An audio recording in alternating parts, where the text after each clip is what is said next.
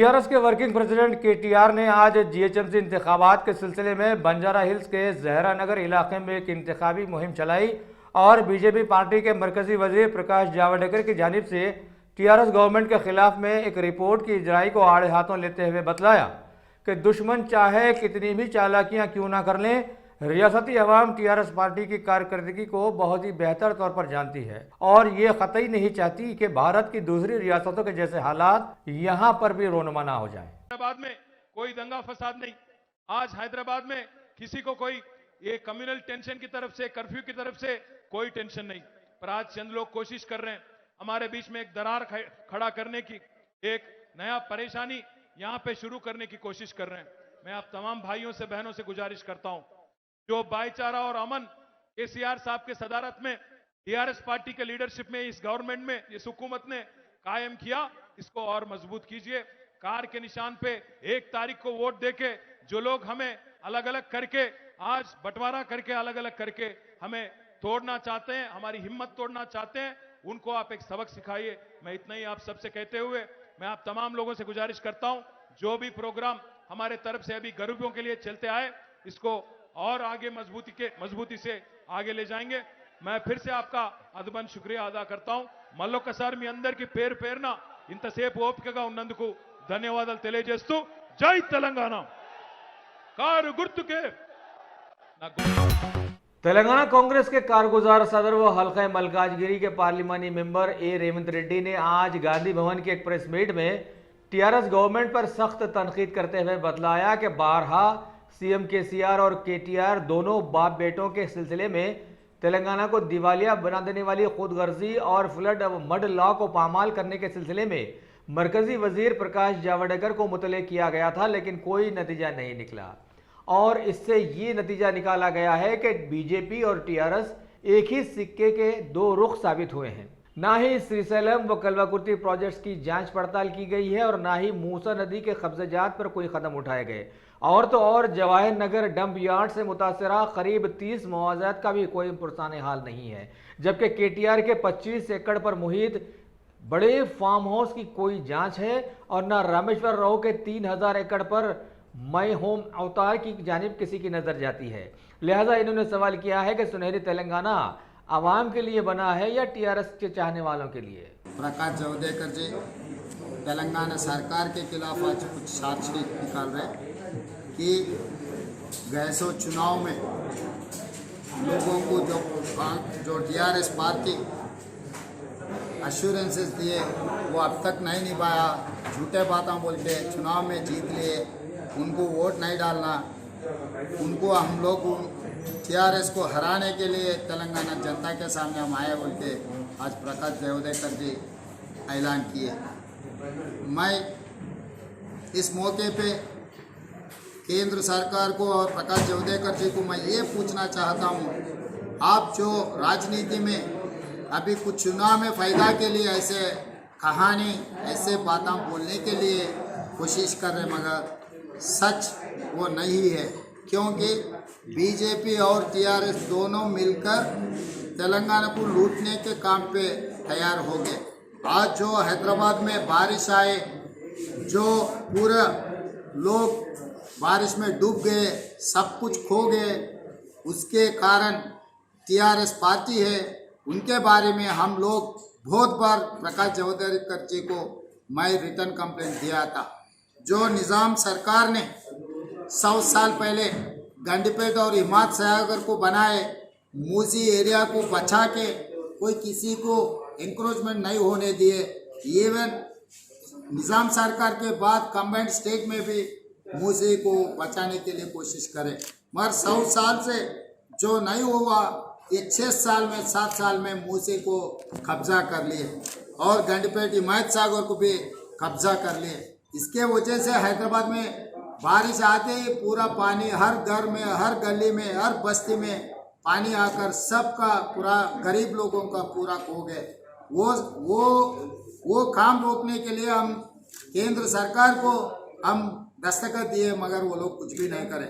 आज जो भी हो रहा है, जो केसीआर साहब ने कुछ गलती कामा करे, उसके बारे में बहुत बार मैं प्रकाश जावड़ेकर जी को मैं फरियाद किया, मगर उन्होंने कभी भी कुछ उनके खिलाफ जांच करने के लिए, नहीं तो इसके खिलाफ कारोबार करने के लिए आगे नहीं आए। ये दोनों मिलकर है, खाली ये चुनाव में दुश्मन का दुश्मन दोस्त समझकर ये दोनों मिलकर कांग्रेस पार्टी को हराने के लिए एक नाटक खेल रहा है। ये नाटक तेलंगाना समाज और हैदराबाद के जनता समझना है कि चुनाव होते ही फिर ये दोनों मिलने वाले हैं। जावड़ेकर जी, आप उनके खिलाफ चार्जशीट रिलीज करना तो छोड़ो, मैं आपके खिलाफ 6 मुद्दे उठाकर मैं आपके खिलाफ चार्जशीट निकाल रहा हूँ। एक नलगोंडा जिले में जो mining My Home Rameshwar Rao My Home cement company illegal mining मैं नहीं है, आपके पार्टी के पार्लियामेंट मेंबर धर्मपुरी अरविंद बार बार आपको शिकायत की है, मगर आप कुछ भी उसके खिलाफ कुछ कारोबार शुरू नहीं किए। और Srisailam power project, Kalwakurthy lift irrigation, Musi encroachment, Jawahar Nagar dumping yard and 111 G O, इसके 111 जीवो को पूरा खत्म करने का काम जो भी कर रहा है टीआरएस पार्टी, उनके खिलाफ हम हमेशा आपको फिरियाद देते गए, मगर आज तक आपको एक कदम भी नहीं उठाया तेलंगाना सरकार के खिलाफ या केसीआर केटीआर के खिलाफ। आज हुसैन सागर में सेक्रेटेरिएट के नाम पर हुसैन सागर को एंक्रोच करके कंस्ट्रक्शन शुरुआत किए, उसके लिए कंस्ट्रक्शन एंड डिमोलिशन एक्ट 2017 के हिसाब से एंड एनवायरनमेंट फॉरेस्ट एक्ट 2006 के हिसाब से नेशनल एनवायरनमेंट डिपार्टमेंट से परमिशन लेना, कुछ परमिशन है नहीं, वहाँ पर काम जारी है। हम लोग बार बार आपको लिखित पूर्वक आपको फिरियाद किए, मगर आप लोग कुछ कोशिश किए नहीं ये इसको रोकने के लिए। इसीलिए ये दोनों मिलकर ये पूरा नाटक खेल रहा है, ये दोनों को समझना है। और मेरा सवाल ये है कि प्रकाश जावड़ेकर जी को, अगर आप हैदराबाद में है, हैदराबाद से आप निकलने से पहले इसके बारे में तेलंगाना जनता को अब बोलना पड़ेगा। क्यों, किसने रोक रहा है आपको, क्या लालच है टीआरएस सरकार से आपको, आप दोनों मिलकर कैसा तेलंगाना को लूट रहे हैं। अब तेलंगाना समाज को आप जवाब देना ही पड़ेगा। कांग्रेस पार्टी सीधा आरोप लगा रहे, टीआरएस बीजेपी दोनों मिलकर ऐसे नाटक खेल रहे हैं लोग। और भारतीय जनता पार्टी कार्यकर्ताओं को मैं ये विनती करना चाहता हूं, आप इनके जाल में नहीं फंसना है। ये एक नाटक है, इन लोगों नाटक देख के आप लोग इमोशनल होने का जरूरी नहीं है। आप देख समझकर आने वाले चुनाव में वोट दो, क्योंकि अगर आप बीजेपी को वोट दिए तो वो सीधा सीधा टीआरएस का नहीं जाएगा। जब एमपी को टीआरएस को वोट दिए तो वो सीधा सीधा बीजेपी को जाएगा।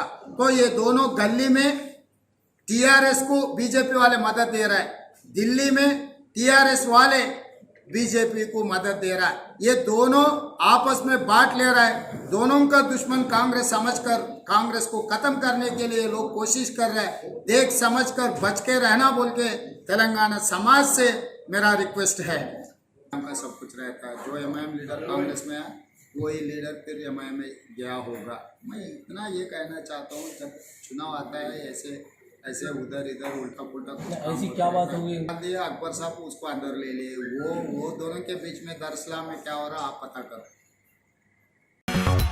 बीजेपी पार्टी के मरकजी वजीर इत्तलात और नशरियात प्रकाश जावड़ेकर ने आज खास तौर पर एक इजलास में टीआरएस गवर्नमेंट के खिलाफ में एक चार्जशीट की इजराई अमल में लाई, जिसमें खास तौर पर शहर हैदराबाद को हालिया दिनों में आए तूफान का घर बना देने का इल्ज़ाम लगाया गया, जबकि इन्होंने इसे ग्लोबल सिटी बनाने का दावा किया था।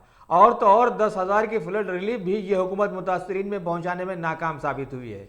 इसके अलावा कचरे के लिए 15 नए डंपिंग यार्ड के अपने वादे में भी ये नाकाम साबित हुई है। दूसरी तरफ कोविड-19 सारी रियासत में सर चढ़कर बोल रहा है और सीएम और वर्किंग प्रेसिडेंट अपने अपने फार्म हाउसेज में दबक के बैठे हुए हैं और आवाम लाखों रुपए के सरफे से इस बीमारी के लिए अपना इलाज मुआवजा करवा रही है। दूसरी तरफ इनकी चहीती मजलिस इत्तेहादुल मुस्लिमीन का ज़ाती दवाखाना होने के बावजूद भी किसी भी गरीब को वहां पर इलाज और मुआवजे का कोई बंदोबस्त नहीं रखा गया है। यहाँ पर यह वाज़ेह कर दें कि कुलीन मजलिस इत्तेहादुल मुस्लिमीन के सदर बैरिस्टर असदुद्दीन अवैसी ने भी हालिया एक इजलास में बीजेपी पार्टी पर ज़बरदस्त इल्ज़ामात लगाए थे कि ये पार्टी सिर्फ बातों के अलावा कहीं पर भी कामयाब नहीं हुई है। सिर्फ गोरों की तरह फसाद करवाकर हुकूमत हथियाने के अलावा ना इस पार्टी के पास कोई सियासी मुद्दा है और ना ही हुकूमत चलाने की कोई सलाहियत। शहर हैदराबाद की कुल हिंद मजलिस इत्तेहादुल मुस्लिमीन के देरीना चहीते हल्के चार मीनार से 5वीं मियाद के लिए मुंतखब किए जाने वाले और गैर महसूस तरीके से पार्टी की सदारत की दौड़ में शामिल समझे जाने वाले एमएलए मुमताज़ अहमद खान ने आज मौजूदा जीएचएमसी इंतखाबात में टीआरएस पार्टी से मुफाहमत ख़त्म होते ही बतलाया कि पार्टी जब तक चाहेगी टीआरएस इख्तिदार में रह सकेगी और अगर हम इन्हें उतारना चाहेंगे तो दुनिया की कोई ताकत हमें ऐसा करने से रोक नहीं पाएगी। इसके अलावा इन्होंने अवाम से गुजारिश भी की कि हालिया पार्लिमानी इंतखाबात में ख़ास तौर पर पुराने शहर के लोग 34% ही अपना वोट इस्तेमाल कर पाए थे, लेकिन अभी इत्तेहाद की पार्टी के लिए फौरन घरों से निकलकर अक्सरियत से इसे बल्दी इंतखाबात में जितलाएं। जैसा कि हालिया इंतखाबात का ऐलान हुआ और मजलिस इत्तेहादुल मुस्लिमीन शहर हैदराबाद के अंदर अपने उम्मीदवारों को खड़ा किए। आज यहाँ पर 3 बल्दी हल्के के इब्तिदाई के सदर व मोतमदीन की मीटिंग रखी गई। शालीबंडा डिवीज़न, घासी बाज़ार डिवीज़न और पुराना पुल के डिवीज़न की अभी मीटिंग का इख्तिताम अमल में आया। चूँकि इब्तिदाई के सदर व मोतमदीन को बुलाकर उनको ये ताकीद की गई कि चूँकि इलेक्शन के लिए बिल्कुल थोड़ा सा टाइम रहेगा, रातों दिन मेहनत करके इंशाअल्लाह ताला हमारे इब्तिदाई के सदर व मोतमदीन जो भी उम्मीदवार मजलिस इत्तेहादुल मुस्लिमीन के खड़े हैं उनको भारी अक्सरियत से मुंतखब करेंगे। जैसा कि आज शहर हैदराबाद के अंदर सारी की सारी जमातें और तमाम फ़िरक़ा परस्त तंजीमें ये कोशिश कर रहे हैं कि मजलिस इत्तेहादुल मुस्लिमीन को नुकसान पहुँचाएँ, लेकिन इंशाअल्लाह ताला मजलिस इत्तेहादुल मुस्लिमीन कोई कमज़ोर जमात का नाम नहीं है। आप देख रहे हैं कि सारे जमातों के अंदर इख्तिलाफ़ात हो रहे हैं, लेकिन अल्लाह का एक करम है कि मजलिस इत्तेहादुल मुस्लिमीन के अंदर किसी किस्म के कोई इख्तिलाफ़ात नहीं है। मजलिस इत्तेहादुल मुस्लिमीन के हमारे सदूर व मोतमदीन जो जमात के सुतून होते हैं अल्हम्दुलिल्लाह हमेशा सरगर्म रहे, ना सिर्फ इलेक्शन के ज़माने में बल्कि साल के 365 दिन आवाम के दरमियान में रहकर आवाम के मसाइल को हल करके, जैसा कि मुझे और हमारे साथी कारपोरेटर्स को इत्तला देते और अपने तौर पर जो काम होते काम करवाते। अगर काम में किसी किस्म की रुकावट होती तो हमारे ज़रिए से काम करवाए जाते।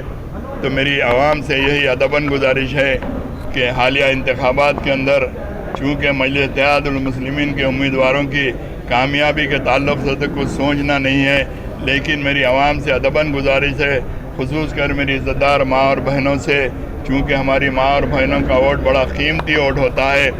ये सारे के सारे एक दिन आप मुनज़्ज़म तरीक़े से अपने एक वोट का इस्तेमाल मजलिस इत्तेहादुल मुस्लिमीन के हक़ में करके मजलिस इत्तेहादुल मुस्लिमीन के तमाम उम्मीदवारों को भारी अक्सरियत से मुंतखब करें। शुक्रिया। KTR जो है तोते हैं बिल्कुल, कल आँख खोले उन्होंने। मजलिस कोई कल आँख खोली सो जमात नहीं है। मजलिस ऐसे कई इक़्तिदार वालों को देखी, बकौल सालार मिल्लत के सालार हमेशा ये कहते थे कि हमको सीट पे बिठाना भी आता, सीट से गिराना भी आता बल्कि। तो ये कोई हमारे लिए कोई नई बात नहीं है। अगर मजलिस अगर चाही तो न सिर्फ बल्दी इंतखाबात के अंदर बल्कि अगर TRS को इक़्तिदार से भी अगर बेदखल करना पड़ा तो इंशाअल्लाह ताला मजलिस जिस दिन सोचेंगी इंशाअल्लाह 2 महीने के अंदर TRS पार्टी इक़्तिदार से भी बेदखल हो सकती है। ये बातें पुराने हैं, कोई नई बात नहीं है। हर जमात बोलती आई, हर कोई दफन होते गए, मजलिस को अल्हम्दुलिल्लाह दिन ब दिन तरक्की होते आई। आज भी मजलिस इत्तेहादुल मुस्लिमीन तरक्की के रास्ते पर गामज़न। दुनिया की चमत्कारी बीमारी कोविड-19 वायरस की धाक सारी दुनिया के साथ साथ रियासत तेलंगाना में भी अभी अपना सर ऊंचा किए हुए है। डिपार्टमेंट ऑफ हेल्थ वेलफेयर की इत्तला के बमूजिब आज करीब 875 नए कोविड केसेस दर्ज किए गए हैं, जिनमें से 4 की मौत वाक़ई हो गई। 1296 अफराद क्वारंटाइन मुकम्मल करते हुए घर वापसी किए हैं और इस तरह से इनकी जुमला तादाद 2,50,453 तक पहुँच गई है। अब पता नहीं कि इनके घर वापसी वाले माहौल में ये बीमारी फैली है या कोई और वजह है कि दिन ब दिन रियासत और शहर और अजलाओं में नए कोरोना केसेस का इंदराज होता ही जा रहा है, क्योंकि अभी तक इस बीमारी से मुतासरा 1430 लोग जाँ बहक भी हो चुके हैं, जबकि एक्टिव केसेस 2,63,528 की तादाद में चलाए जाने की इत्तलाएं जोरों पर है। हैदराबाद नगीने से ताल्लुक़ रखने वाले इंटरनेशनल कराटे चैंपियन सैयदा फलक मजलिस इत्तेहादुल मुस्लिमीन में शामिल हो गई हैं। इस बात की इत्तला सैयदा फलक ने फेसबुक पर दी है। उन्होंने मजलिस के फ्लोर लीडर अकबरुद्दीन अवैसी और जनरल सेक्रेटरी व रुकन असम्बली सैयद अहमद पाशा कादरी से मुलाकात करते हुए मजलिस में शामिल होने का ऐलान कर दिया है। फेसबुक के अपने पैगाम में सैयदा फलक ने कहा है कि वह समाज की बेहतरी के लिए सदर मजलिस बैरिस्टर असदुद्दीन अवैसी की क़यादत में काम करने के लिए तैयार हैं और अगर कहीं कुछ गड़बड़ी होती है तो वो अब मजलिस में आ गई हैं।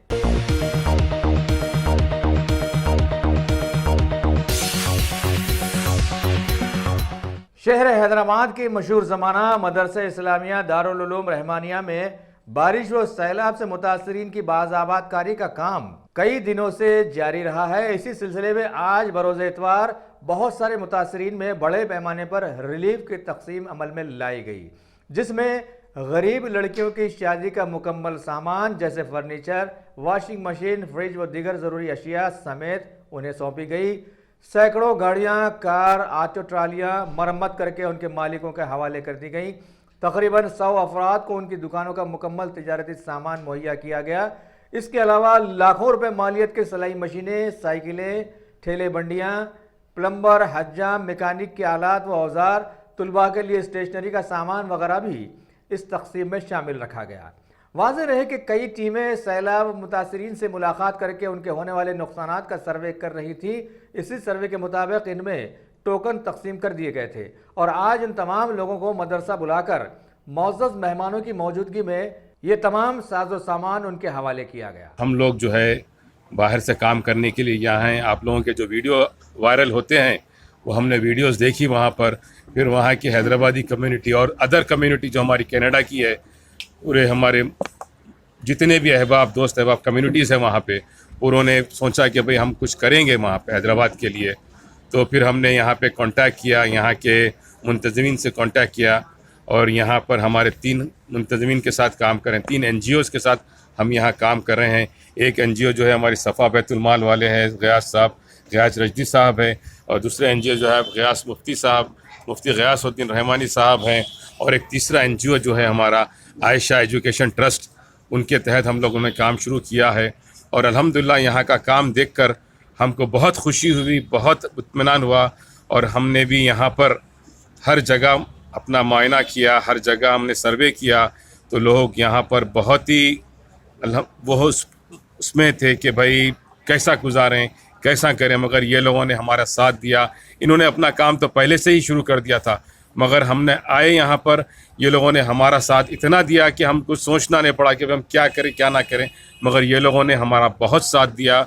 अल्हम्दुलिल्लाह जो भी हम कर रहे हैं आप लोगों के ताउन के साथ कर रहे हैं, बग़ैर मज़हब व मिल्लत के साथ। हमने हर अपने हिंदू भाइयों के साथ भी काम किया है, हर मुसलमान भाइयों के साथ भी काम किया है, हर एक को जितना भी कोशिश कर रहे हैं कि उनको अपने पैरों पे खड़ा करें।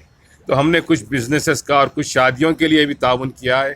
आप लोग देख सकते हैं अब निकल के कि भाई यहाँ पे कहाँ कहाँ पर काम शुरू हुआ है, कहाँ कहाँ पे काम चल रहा है। अल्हम्दुलिल्लाह आइंदा देखिए, आप थोड़ा सर्वे में देखेंगे आप लोग कि हमने कितने आदमियों को यहाँ पे रोज़गार से लगाया है। और जितने ऑटो पानी में बह चुके हैं, तकरीबन 20-25 ऑटो हमने रिपेयर कराई है, और 10-12 कारें जो यूबर में वगैरह में टैक्सी में चलती थी, बेचारों के पूरे कारें ख़राब हो गई थी, वो कारों को भी हमने रिपेयर करवाया है। और इंशाल्लाह और भी हमारे कल भी हमारा सेक्शन है, कल भी हमारा कहाँ पे है ये ऑफिसर्स में, इसमें कल भी हमारा प्रोग्राम है इंशाल्लाह। और हमने अब देखिए यहाँ पे हर चीज़, जिसको बेकरी वालों को बेकरी का सामान दिलाया है, वेल्डरों को वेल्डर मशीनों का सामान दिलाया है, इलेक्ट्रिशियनों को इलेक्ट्रिक का पूरा प्लम्बिंग किट दिलाया है, और आपके मेकअप का सामान दिलाया है, हर चीज़ से बार्बर शॉप का सामान दिलाया है हमने। वॉशिंग मशीन, फ्रिज, शादियों के लिए और किराने की दुकानों के लिए, हौजरी आइटम के लिए, स्टेशनरी आइटम के लिए। और आपने देखा ये पूरे हमारे ताउन करने वालों में है। ये हमारे मसाजिद का है, देखिए आप, अबू हुरैरा सेंटर है, दारुल नदवा सेंटर है, दारुल खैर सेंटर है। कुल हिंद मजलिस इत्तेहादुल मुस्लिमीन के तेलंगाना असेंबली के फ्लोर लीडर अकबरुद्दीन अवैसी ने आज GHMC इंतखाबात की मुहिम चलाई और अपने हल्का चंद्रायन गुट्टा के मुख्तलिफ मोहल्लेजात जैसे रियासत नगर व ललिता बाग वगैरह में पैदल दौरा करते हुए मजलिस इत्तेहादुल मुस्लिमीन के ज़बरदस्त कारनामे गिनवाए और बतलाया कि 100 अच्छे कामों के बाद अगर किसी इंसान से एक गलती हो जाती है तो आवाम सिर्फ उसे ही याद रखती है। लिहाजा इन्होंने आवाम से गुजारिश की कि किसी के बहकावे में ना आते हुए मजलिसी कॉरपोरेटर्स को अक्सरियत के साथ जिताएं और मिली इत्तेहाद का सबूत फराहम करें। शहर हैदराबाद के इलाके गोशामहल डिवीजन के TRS कैंडिडेट मुकेश सिंह ने आज अपने इलेक्शन इंचार्जेस बीबी पाटिल MP और मानिक राव MLA के साथ चूड़ी बाजार के एक मंदिर में हाजिरी दी और इसके बाद घोड़े की खबर वो ज्ञान बाग कॉलोनी इलाके जात का पैदल दौरा करते हुए आवाम से उन्हें कारपोरेटर बनाने की पुरजोर अपील भी की। पहले हमारे CM साहब और KTR साहब को धन्यवाद करता हूँ जो मेरे को फिर एक बार मौका दिया यहाँ पर पार्षद कॉन्टेस्ट करने के लिए। और हमारे मेरे इंचार्ज हमारे बीबी पाटिल साहब फिर से सेकंड बार मेरे को मिले, इसके लिए मेरी खुशकिस्मती है। और साथ में मानिक राव जी भी आए जो जहराबाद के MLA हैं उन्होंने। और जब से मैं सभी के मेरे बड़े भाइयों की सभी की बातें सुना और आप जो ये मीटिंग लगा के मेरे को बुलाए, इसके लिए आप सभी का धन्यवाद। मेरे बड़े भाई मेरे दोस्त सभी को धन्यवाद। वीरू भाई आपको हर चीज़ की इंटीमेशन देता हूँ मैं, क्योंकि यहाँ पर सबसे बड़ा प्रॉब्लम जो है साहब सिर्फ डेनिस लैंड का है, सीवरेज लैंड का है। यहाँ पर असल वो प्रॉब्लम क्यों आया बोले तो साहब यहाँ पर थोड़ा कंस्ट्रक्शन ज़्यादा होगा यहाँ पर। और एक हमारे को प्रॉब्लम कहीं को नहीं आया काम कराने के लिए क्यों प्रॉब्लम आ रहा बोले तो ये लाइन यहाँ से जाके धनराज महल है साहब, ये महल के अंदर उनकी ज़मीन में जाता है।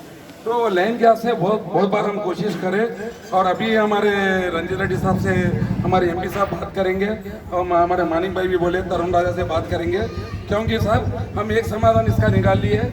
जो लाइन जहाँ तक जाके ख़त्म होता है वो बाहर से क्या करें, हम नया लाइन डला दिए। आप सभी को मालूम मेरे भाई अपन वहाँ पर चागनावाड़ी में एक लाइन डला दी, सीवरेज लाइन डला दी। हाँ, खाली अपने को ये बाग के अंदर जाना, बाग के अंदर से लाइन मिलाने का और एक जितने पाइप है ना ये निकालेंगे अपन, निकाल के बड़े पाइप डालेंगे इसके अंदर। और एक अपन चांगनावाड़ी में तनसानी सिन्हा साहब यादव साहब आए, 1,85,00,000 रुपए सैंक्शन करे और वहाँ पर काम चल रहा, वो भी देख रहे हैं आप लोग। और एक अपनी लाइन जो है चांगनावाड़ी का जो टाँकी है, टाँकी तक आ गया लाइन, क्योंकि वो लाइन उस दिन मिला दे रहे थे। वहाँ से बस्ती वाले आए, आके बोलने लगे कि भाई अगर ये कॉलोनी का अगर लोड डालेंगे फिर हमको प्रॉब्लम चालू हो जाएंगे बोले। तो हमने जो पप्पू का घर है सूर्या टेंट वालों का, उससे पहले तक हम लोग वो लाइन रोक के रखे। और मैं हनुमान भाई को बोला, हनुमान भाई अब वो कैसा कराना मैं आपको बताता हूँ, आप जरा मेरे को 2 दिन का टाइम 4 दिन का टाइम दो, वो लाइन मिला देंगे उसके अंदर। जो गोदावरी कॉलोनी का इधर का जो लोड रहा वो उधर डिवाइड हो जाएगा। और एक मैं आया यहाँ पर रामानंद रेसिडेंसी में, वीरू भाई लेके गए मेरे को, जो अपना लाइन पीछे जा रहा डबल बेडरूम जहाँ बना अपना, उसके लिए भी बात हुई। लेकिन इतना जल्दी इतना बिजी शेड्यूल था, मैं ये जो 1 महीना 2 महीने 3 महीने में वो लाइन कंप्लीट नहीं हुई, वो लोगों की भी नहीं हुई। वो वीरू भाई को वो भी मालूम। हम लोग जो डबल बेडरूम जो बन रहा है, जो से अपना ऑफिस है वाटर वर्क डिपार्टमेंट का, वहाँ से लेके जो लक्ष्मण की बड्डी है वहाँ तक नई लाइन डालेंगे, डाल के जब ये लाइन उधर मिलाएंगे। नहीं तो फिर आप लोग क्या उधर का बैक मारता इधर, हाँ इधर क्या डबल पानी हो जाएगा। तो आपका जो भी प्रॉब्लम है मेरे को अच्छी तरह से मालूम, आप फिर एक बार मेरे को मौका दो। और सबसे पहले मैं आऊँगा, आके मैं हमारे बीबी पाटिल साहब को लेके जाऊँगा, KTR साहब के जाके सबसे पहले ये लाइन अपन क्लियर कराएंगे।